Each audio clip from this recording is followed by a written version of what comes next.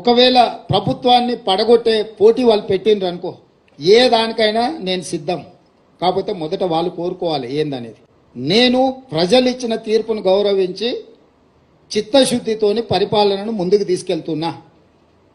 నన్ను నా పని చేయనిస్తే ప్రతిపక్షాలుగా మీ పని మీరు చేసుకోవచ్చు. నాకేదో కాళ్ళలో కట్టబెట్టాలి, ఈ ప్రభుత్వాన్ని పడగొట్టాలనుకుంటే 10 ఏళ్ళు ప్రతిపక్షంలో మిమ్మల్ని దించుతామని చెప్పినాం, దించి చూపించినాం. ఇప్పుడు కూడా మీ ద్వారా స్పష్టంగా చెప్తున్నా, పడగొట్టాలన్న ఆలోచన మీరు చేస్తే మీరు నిద్ర లేచే లోపల మీ పక్కల ఎవడూ ఉండరు, మీరు తొడుక్కున్న బట్టలు కూడా ఉండవు. లేచి చూసుకుంటే ఎమ్మెల్యేల సంగతి చాలా దూరము.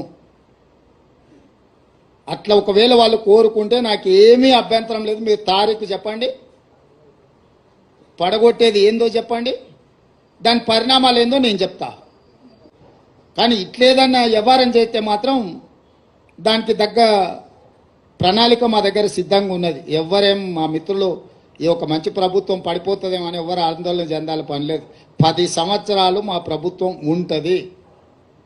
94 నుంచి 2004 10 సంవత్సరాలు టీడీపీ ఉన్నది. 2004 నుంచి 2014 వరకు కాంగ్రెస్ అధికారంలోనే, 2014 నుంచి 2023 వరకు బీఆర్ఎస్ అధికారంలో ఉన్నది. 2023 నుంచి 2034 వరకు 10.5 సంవత్సరాలు మేము అధికారంలో